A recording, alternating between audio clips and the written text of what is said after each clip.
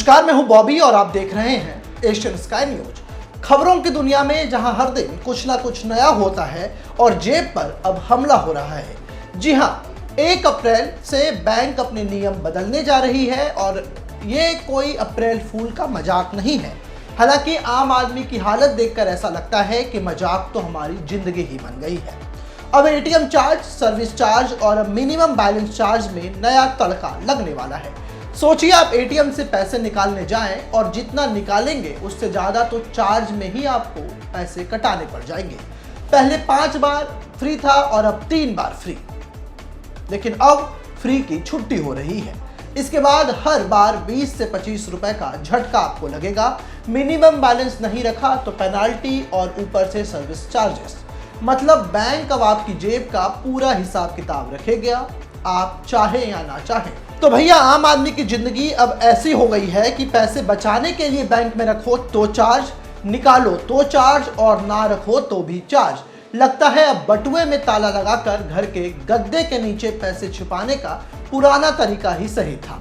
खैर, तैयार हो जाइए क्योंकि 1 अप्रैल से बैंक जो है अब कह रहे हैं पैसा दो, नहीं तो हम पैसा ले लेंगे। आज इस वीडियो में आपको विस्तार से बताएंगे कि क्या है 1 अप्रैल से बैंकिंग सिस्टम में बदलाव और ये बदलाव क्यों हो रहे हैं। इस सेगमेंट की शुरुआत करते हैं। 1 अप्रैल 2025 से नया फाइनेंशियल ईयर शुरू हो रहा है और इसके साथ ही तमाम क्षेत्रों में कई नए नियम लागू होंगे। इन नियमों का असर सीधे ग्राहकों की जेब पर पड़ेगा।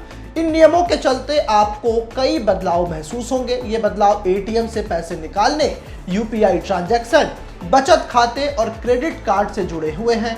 बैंकों को धोखाधड़ी रोकने, तकनीकी विकास का फायदा उठाने और ग्राहकों को बेहतर सुविधाएं देने के लिए अपनी नीतियों में बदलाव करना पड़ता है। इन बदलावों से ग्राहकों के पैसे और बैंकिंग अनुभव पर असर पड़ेगा। लोगों को इन बदलावों के बारे में जानकारी रखनी चाहिए। अब एटीएम से पैसे निकालने पर आपको चार्ज लगेगा। एटीएम से पैसे निकालने के नियमों में बदलाव किया गया है। भारतीय रिजर्व बैंक के निर्देशानुसार बैंकों ने एटीएम से मुफ्त निकासी की सीमाओं को अब कम कर दिया है।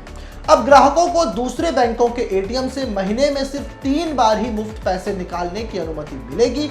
इसके बाद हर ट्रांजैक्शन पर 20 से 25 रुपए का शुल्क लगेगा। इसका मतलब है कि अगर आप महीने में 3 से ज्यादा बार दूसरे बैंक के एटीएम से पैसे निकालते हैं तो आपको हर बार ये फी देना होगा। मिनिमम बैलेंस रखना जरूरी। बचत खाते में मिनिमम बैलेंस रखना जरूरी है। अगर आप अपने खाते में मिनिमम बैलेंस नहीं रखते तो आपको जुर्माना देना पड़ सकता है। कई बैंक अपने मिनिमम बैलेंस के नियमों में बदलाव कर रहे हैं। अलग अलग तरह के खाते, बैंकों और शाखाओं जैसे मेट्रो, शहरी, सेमी अर्बन या ग्रामीण के लिए मिनिमम बैलेंस की आवश्यकता अलग अलग होती है। इसलिए आपको अपने बैंक से पता करना चाहिए कि आपके खाते के लिए मिनिमम बैलेंस कितना है। इसके अलावा पॉजिटिव पे सिस्टम होगा लागू। धोखाधड़ी से बचने के लिए आरबीआई ने पॉजिटिव पे सिस्टम यानी कि पीपीएस लागू किया है। कई बैंक इस सिस्टम को लागू कर रहे हैं।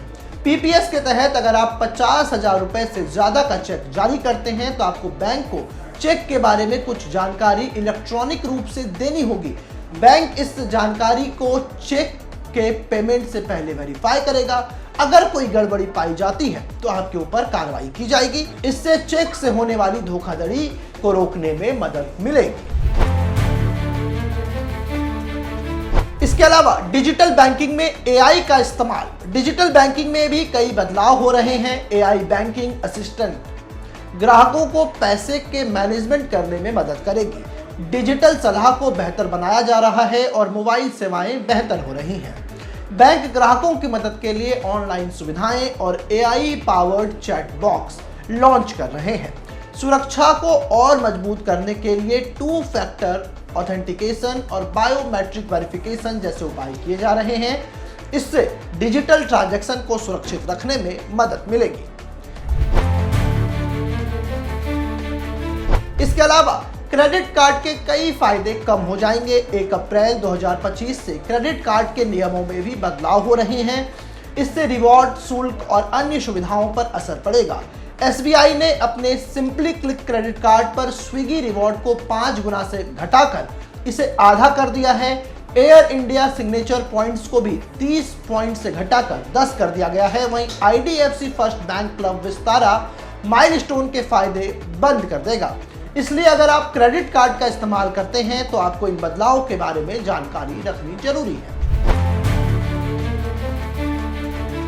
और खबर यह भी है कि कई UPI अकाउंट को बंद कर दिया जाएगा। UPI ट्रांजैक्शन के नियमों में भी बदलाव किया गया है। 1 अप्रैल से जिन मोबाइल नंबर से जुड़े UPI खाते लंबे समय से इस्तेमाल नहीं किए गए हैं उन्हें बैंक रिकॉर्ड से हटा देगा। अगर आपका फोन नंबर UPI ऐप से जुड़ा है और आप अपने लंबे समय से इस फोन का इस्तेमाल नहीं किया है तो बैंक इसे अपने रिकॉर्ड से हटा देगा और आपके खाते के लिए UPI सेवाएं बंद कर दी जाएंगी। इसलिए अगर आप UPI का इस्तेमाल करते हैं तो आपको अपने खातों को एक्टिव रखना होगा। इसके अलावा टैक्स नियमों में भी बदलाव की खबर है। टैक्स के नियम में भी बदलाव हो रहा है। असेसमेंट ईयर 2025-26 1 अप्रैल से शुरू हो रहा है। नया टैक्स सिस्टम लागू हो गया है। हालांकि पुराना सिस्टम जो ATC बेनिफिट्स के साथ अभी तक मौजूद है, आपको इसे चुनना होगा। अगर आप टैक्स भरते समय पुराने सिस्टम के बारे में नहीं बताते हैं तो आप अपने आप नए सिस्टम में चले जाएंगे। अगर आप ATC के तहत छूट पाना चाहते हैं तो आपको पहले से ही ATC में निवेश की योजना बनानी होगी। अगर आपका पैन कार्ड आधार से लिंक नहीं है तो आपको नो डिविडेंड घोषित कर दिया जाएगा। जिन लोगों ने अपने पैन को आधार से लिंक नहीं किया है उन्हें डिविडेंड नहीं मिलेगा। इसकी आखिरी तारीख बहुत पहले ही खत्म हो चुकी है। अगर आपने अभी तक लिंक नहीं किया है तो डिविडेंड और कैपिटल गेन से TDS कटौती बढ़ जाएगी। इससे बुरा यह है कि फॉर्म 26AS में कोई क्रेडिट नहीं मिलेगा। इसका असर यह होगा कि रिफंड में ज्यादा समय लगेगा। साथ ही शेयरों और म्यूचुअल फंड से मिलने वाले पेमेंट से TDS कम हो जाएगा। आसान शब्दों में कहें तो अगर आपका पैन आधार से लिंक नहीं है तो आपको डिविडेंड मिलने में परेशानी होगी। डीमैट अकाउंट जो आप खोलेंगे इसमें भी अब नियम सख्त होने वाले हैं। म्यूचुअल फंड और डीमैट अकाउंट खोलने के लिए भी नियम सख्त हैं। सेबी ने नॉन बैंक फाइनेंशियल कंपनियों के लिए KYC के नए नियम बनाए हैं। सभी यूजर्स को अपने KYC और नॉमिनी की जानकारी को फिर से वेरीफाई करना होगा। जो लोग ऐसा नहीं करते हैं उनके अकाउंट को फ्रीज किया जाएगा। अकाउंट को फिर से एक्टिव किया जा सकता है, लेकिन नॉमिनी की जानकारी सही नहीं होने पर रिडेम्पशन में दिक्कत आ सकती है। इसलिए ये सुनिश्चित करें कि आपके म्यूचुअल फंड और डीमैट अकाउंट अपडेटेड है। इससे आपको लेन देन करने में कोई परेशानी नहीं होगी। तो दोस्तों, ये कुछ बदलाव थे जो आपको जानने बेहद जरूरी हैं, क्योंकि आज के दिन में हर कोई UPI से पेमेंट करता है, हर के अपने बैंक अकाउंट्स हैं और हर के अपने खर्चे और सेविंग्स हैं। लेकिन अगर आप इन नियमों को जानते हैं, समझते हैं तो आप बचत कर पाएंगे, वरना भारी संख्या में आपके पैसे बैंक में पेनाल्टी के रूप में चले जाएंगे। ये वीडियो आपको कैसी लगी कमेंट कर हमें जरूर बताएं। साथ ही इस नए अपडेट को अपने दोस्तों और फैमिली मेंबर्स के साथ शेयर करना ना भूलें। ऐसे ही तमाम खबरों के लिए आप हमारे YouTube चैनल को सब्सक्राइब करें। साथ ही आप चाहते हैं कि सबसे पहले ये खबर का नोटिफिकेशन आपको मिले तो बेल आइकन को दबाना ना भूलें। इसी के साथ हमारी टीम आपके लिए लेकर के आई है एक जबरदस्त मौका, एक गिफ्ट जीतने का। आप इस वीडियो को 15 ग्रुपों में शेयर कर दिए गए नंबर पर अपना स्क्रीनशॉट भेजें, जिसके बाद हमारी टीम आपको देगी एक शानदार गिफ्ट वाउचर।